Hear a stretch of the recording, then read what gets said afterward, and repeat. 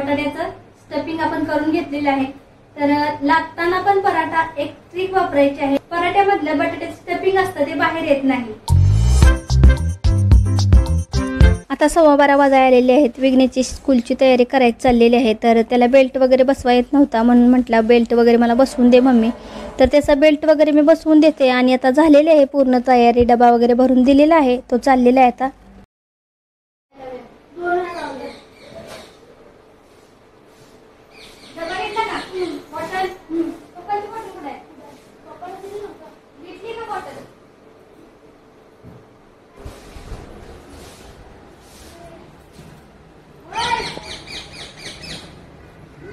नमस्कार, मी मनीषा। आजचा दिवस तुम्हाला खूप छान मस्त आनंदाचा आरोग्याचा जावो ही स्वामीचरणी प्रार्थना। आता 12:15 वाजलेले आहेत। व्हिडिओला सुरुवात मी आता केलेली आहे। विघ्नेश आता स्कूलला गेला, तर विघ्नेशला घालवला आणि त्यानंतर आता सुरुवात केलेली आहे व्हिडिओला।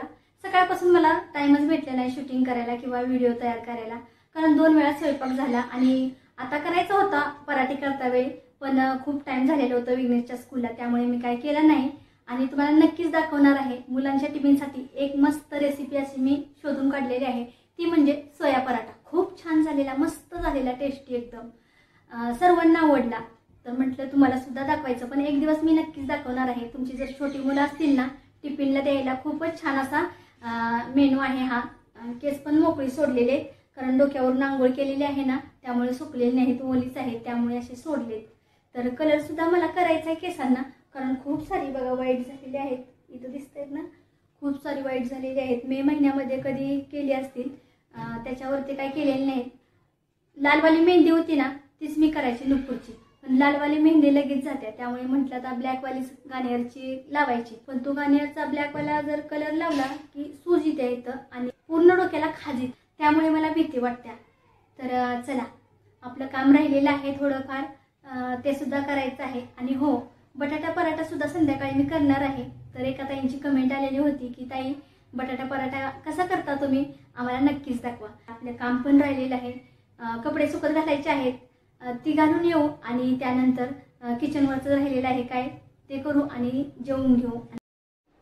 ही मिस्टरचे कपडे काढलेले आहेत, सुकायला टाकलेली होती, हातानेच धुतलेले आहेत। तर चला सुकट टाकून येऊ टेरेसवरती।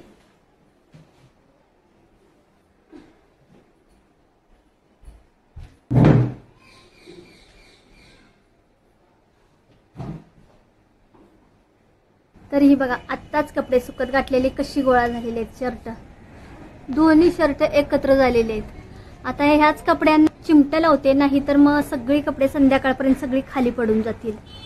आज तर काय पाऊस नाहीये, ऊन आहे मस्त, पण हवा खूप आहे। तर बाहेर बघा बघा कपडे कशी उडतायत। तर ही बघा है ना, चिमटे लावून घेतेच आता, सगळ्या कपड्यांना चिमटे लावून घेते, कारण कपडे सगळी ना खाली पडले जातील आणि भरली जातील। भरणार तर नाही, आपण रोज झाडू मारतो इथे, तरी सुद्धा चिमटे लावून घेते, कारण आज खूप हवा आहे, गार अशा हवा सुटल्या, मग त्या वाऱ्याने ना सगळी कपडे खाली पडून जातील, त्यामुळे चिमटे लावलंच पाहिजेत। चिमटे काही पुरणार नाही, थोडंसंच आहेत, मला आणायचं आहे चिमटं, पण बघू डीमार्टला जाईन ना आता, सामान नाही त्यावेळेला घेऊन येईन, पण तोपर्यंत आहेत तेवढेच लावते, आता कपड्यांना पुरेल तेवढंच। तर चला लावून घेऊ आपण चिमटे। आता आपण चिमटे लावून घेतलेत कपड्यांना, जास्त चिमटे नाहीत, थोडेसे आहेत तेवढेच लावून घेतलेत, मधी कपड्यांना लावलेले नाहीत, फक्त कडेच्या कपड्यांना लावून घेतलेत, म्हणजे जास्ती करून कडेचीच कपडे घसरली जातात आणि खाली पडतात, त्यामुळे लावलेले आहेत। तर चला, सर्व कपडे आहेत ते सुकत टाकलेले आहेत, आता जाऊ खाली, खाली पण काम आहे। तर चला, आता खाली आलेलो आहे कपडे सुकत टाकून, आता खालचं थोडंसं काम आहे, झाडू वगैरे मारायचं आहे, भांडी वगैरे थोडीशी किचनवरची घासायची आहेत, जेवण केलेलं आहे त्याची। तर चला झाडू वगैरे मी मारून घेते।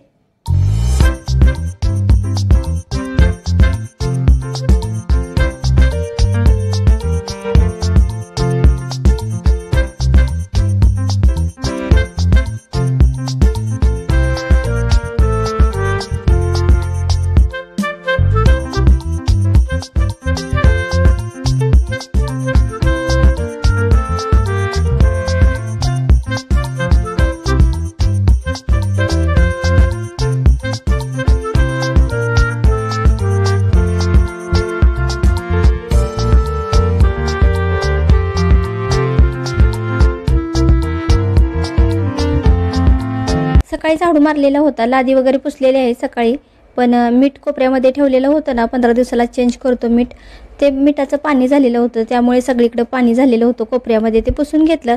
बेड मला जास्त पण जड नाही किंवा जास्त पण मोठा नाही, त्यामुळे मागे पुढे करता येतो. तर मी दररोज ना पुढं घेऊन झाडू मारत असते, पण 4 दिवसानं पुसून घेते बेडच्या खालून आणि मागून. तर आता पुसून पण घेतलेलं आहे, कारण मिठाचं पाणी सर्व झालेलं होतं बेडच्या खाली. तर आता शिडी पण ठेवून देते, बेड पण मागं सरकवून ठेवला. आता बेड पण थोडासा झटकवून घेणार आहे, कारण बेडवरती घाण झालेली होती.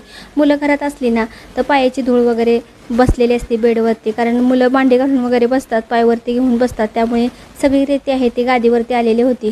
तर ती सुद्धा गादी आता झटकवून चांगली देते, म्हणजे धुळा किंवा घाण रेती सगळी निघून जाईल. आणि एकदाच आता झाडू मारणार आहे, ते 4 वाजताच्या नंतरच आता मारणार, म्हणजे दिवसभर कोणी घरात नसतं ना, त्यामुळे काही घाण होत नाही.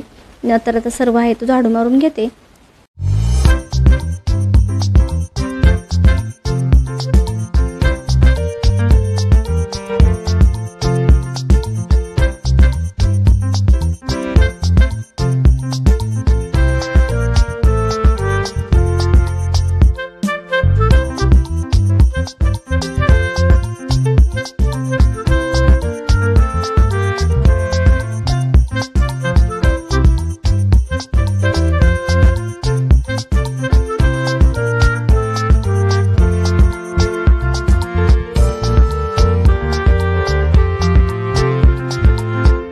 मिस्टर जेवले आणि विघ्नेशला घेऊन स्कूलमध्ये सोडून तिथून तिकडेच ती कामावरती जाणार आहेत. तर सगळी भांडी आहेत आता मी मोकळी करून घेते आणि घासून घेते, म्हणजे दिवसभर किचनवरती सुद्धा पसारा दिसत नाही, किंवा स्वच्छ एकदम किचन असलं ना 4च्या नंतर आपण स्वयंपाक करतो त्यावेळेला एकदम मस्त वाटतं, फ्रेश वाटतं, लगेच आपल्याला स्वयंपाक करावं वाटतं.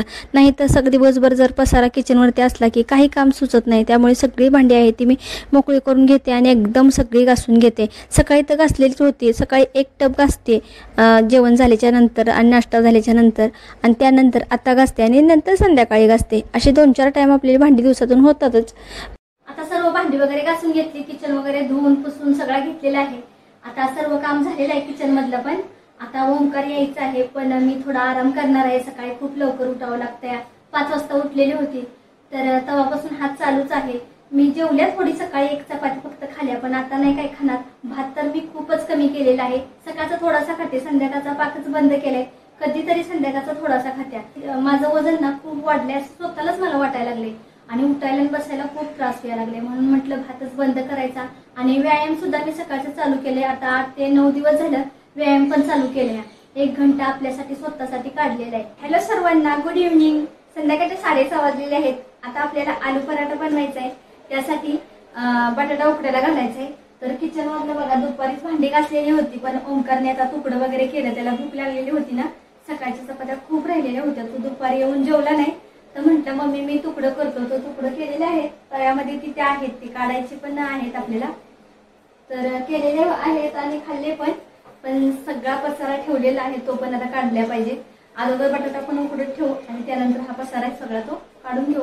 ओमकारने चपातीचे तुकडे बनवलेले होते ना, तर सगळी घाण शेगडीवरती पडलेली होती. मग मला आवडत नाही शेगडीवरती घाण वगैरे पडलेली. मग शेगडी आहे ती सगळी पुसून घेतली स्वच्छ. किचन ओटा पण सगळा क्लीन करून घेतला, पुसून घेतला, म्हणजे स्वयंपाक करायचा आहे 4च्या नंतर जाता. तर म्हटलं चहा वगैरे ठेवायचा आहे, बटाटे वगैरे उकडाय ठेवायचे आहेत, तर म्हटलं आता बटाटे उकडाय ठेवते.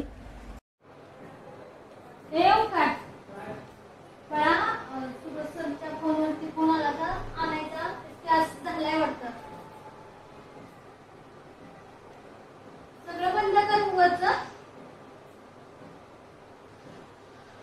आता पाऊस पण गेलाय बघ, मोठा पाऊस आला होता आता. तू रेनकोट नाही तरी पण हा रेनकोट माहित आहे तुझ्या खाली. विघ्नेशच्या स्कूलमध्ये एक्स्ट्रा क्लासेस विघ्नेशला लावलेला आहे योगाचा. त्याचा आता क्लास संपलेला होता. त्याने फोन केलेला होता की मम्मी मला न्यायला ये, तर मला काही टाईम नव्हतं, त्यामुळे ओंकारला मी लावून देत्या त्याला आणायला. मला इकडे पराठे सुद्धा करायचे आहेत, बटाटे शिजायला घालते. 400 ग्रॅम बटाटे आपण शिजत घालायचे. तर पाणी बघा बटाट्याच्या वरती थोडंसं येईल एवढं घातलेलं आहे. 1 शिट्टी झाली की आपल्याला बटाटा बंद करायचे. आता झाकण लावून गॅसवरती ठेवून देऊ. गॅस आपण चालू करू.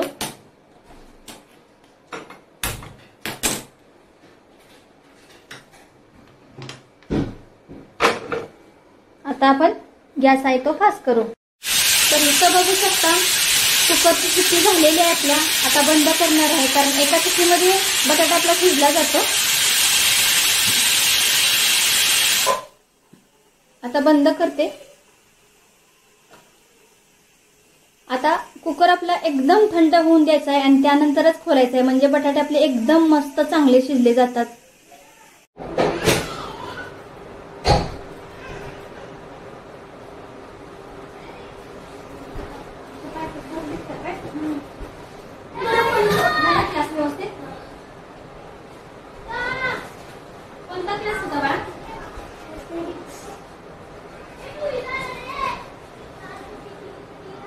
आपल्या बाळा पाय दुखतायत काय? आता विघ्नेश स्कूल मधून आलेले आहेत, 7 वाजलेले आहेत कारण त्याचा एक्स्ट्रा क्लासेस होता, व्यायामचा क्लासेस आहे त्याला लावलेला आजपासून, त्यामुळे त्याला उशीर झालेला आहे। 6 वाजता स्कूल सुटती पण 1 तास एक्स्ट्रा क्लासेस म्हणजे व्यायामचे क्लासेस लावलेले आहेत, त्यामुळे त्याला एवढा उशीर झालेला आहे। तर ओंकार घेऊन आला त्याला, तर आता तो आंघोळ करून घेतोय आणि त्यानंतर त्याला थोडा नाश्ता देते आणि बटाटा पण आपला थंड झालेला आहे तो सोलून घेऊ। पराठा बनवण्यासाठी सारण बनवायचं आहे बटाट्याचं। आता सर्व बटाटा मॅशरनी बारीक करून घेऊ।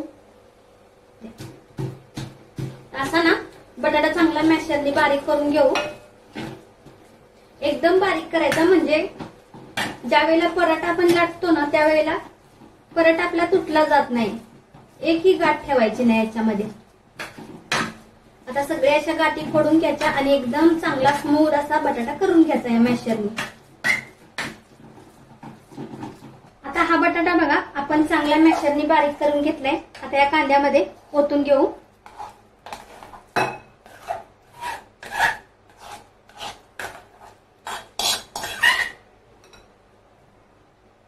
आता इथे आपण पराठ्याची चव वाढवण्यासाठी मिरच्या 2 घेतल्या होत्या आणि अद्रक थोडंसं आणि लसूण 2-3 पाकळ्या घेऊन बारीक करून घेतल्यात, त्या सुद्धा घालू।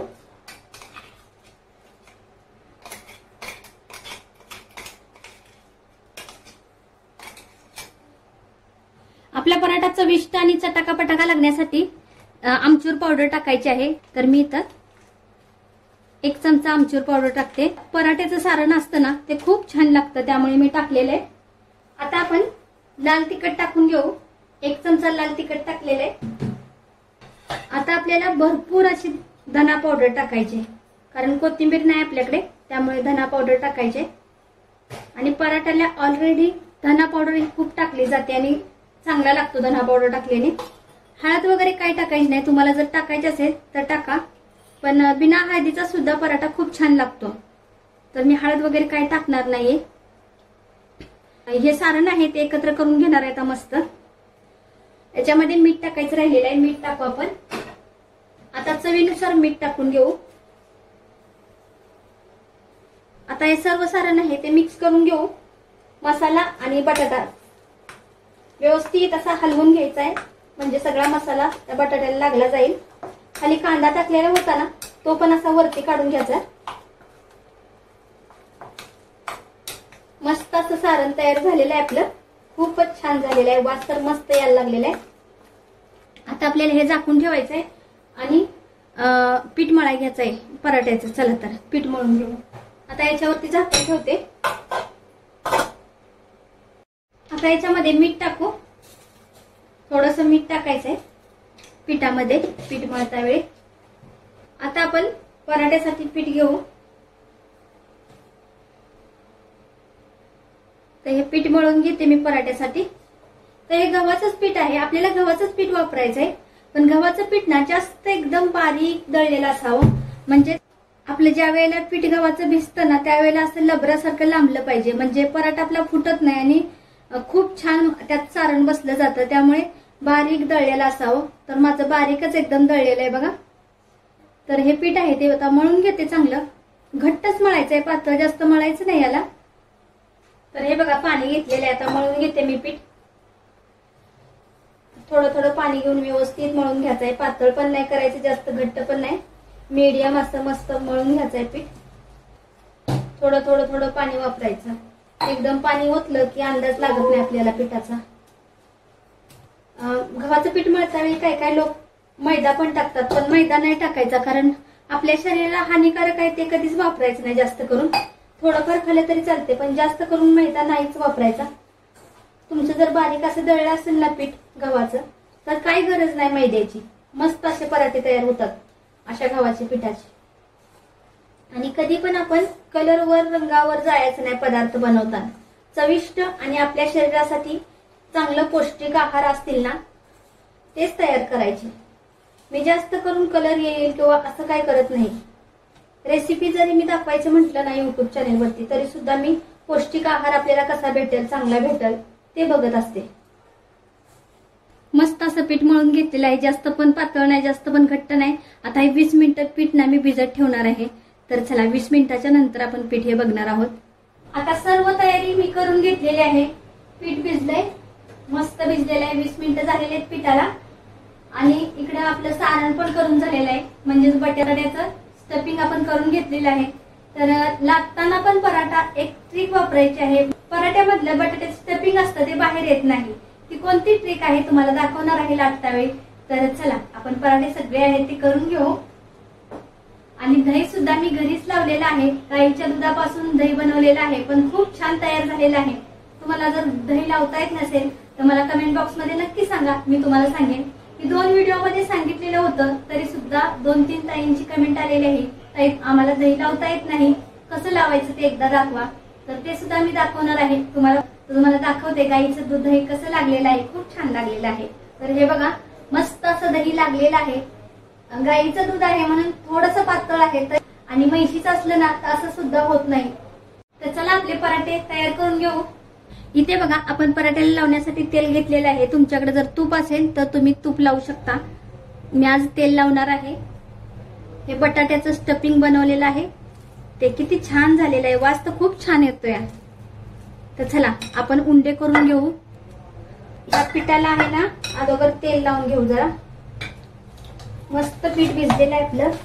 असं लबरगत ना लांबलं पाहिजे पीठ, म्हणजे आपला जो पराठा असतो ना तो तुटत नाही. म्हणून 20 मिनिटं चांगलं भिजत ठेवायचं. तुमचं जर पीठ मोठं दळलेलं असेल ना, पीठ मळल्यानंतर ओला कपडा, कॉटनचा सुती कपडा ओला करायचा आणि त्या पिठावरती 20 मिनिटं ठेवायचा, म्हणजे पीठ आपलं चांगलं भिजलं जातं. माझं पीठ बारीक दळलेलं आहे त्यामुळे काही कपडा ठेवला नव्हता मी. उंडे आपले मस्त तयार करून घेऊ. जसा पोळ्याचा उंडा करतो ना त्याच प्रकारे आपल्याला उंडा तयार करून घ्यायचा आहे.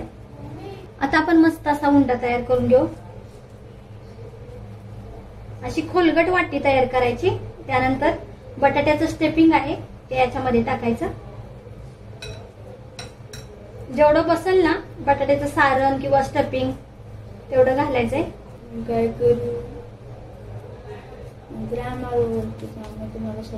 हा बघा मस्त असा उंडा तयार केलेला आहे आपला. तुम्हाला अनेक दाखवते करून मी. अशी वाटी खोलगट तयार करून घ्यायची. अंगठ्याच्या साह्याने ना वाटी तयार करायची. त्यानंतर बटाट्याचं स्टफिंग आहे ते याच्यामध्ये टाकायचं. आपण जशा पोळ्या करतो ना पुरणपोळ्या त्याच प्रकारे उंडा तयार करून घ्यायचा आहे आपल्याला. आता आपण याचं तोंड आहे ते बंद करायचंय. लेफ्ट हाताने खाली दाबायचं आणि राईट हाताने वरती घ्यायचंय पिठाचं तोंड, म्हणजे आपला उंडा छान तयार होतो, फुटत नाही लाटता वेळी.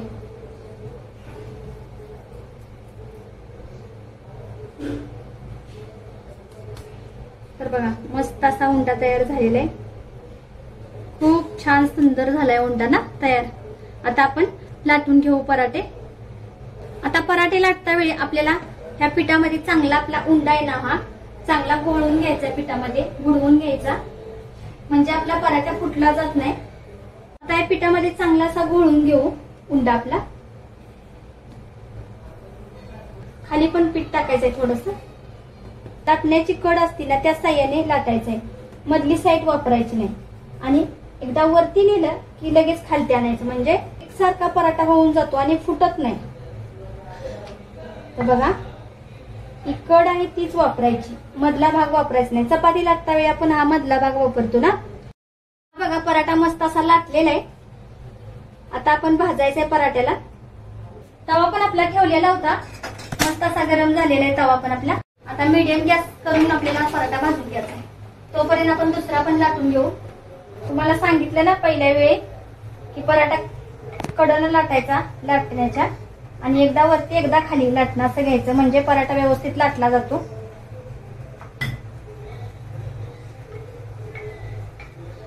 एकसारखा पराठा तयार होतो आपला.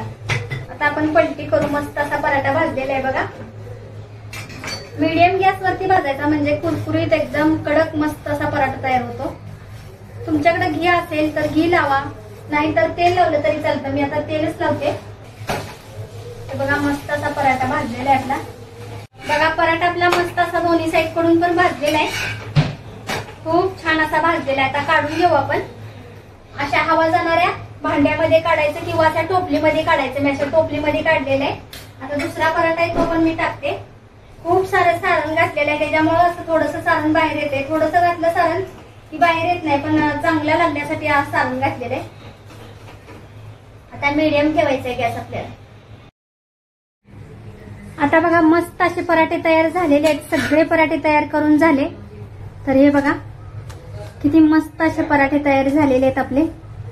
तर चला आता सगळे पराठे वगैरे करून झालेले आहेत. किचनवरचा सगळा पसारा होते आणि त्यानंतर जेवायला चला.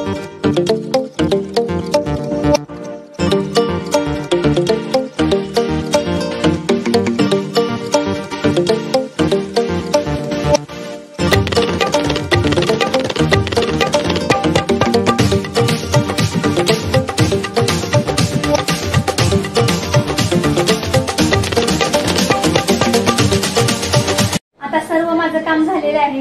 जेवण वगैरे सर्वांनी करून घेतलं, भांडी वगैरे घासून घेतली आणि पराठे ते एवढे छान झालेले, सर्वांना आवडले. तर खूप छान पराठे झालेले होते.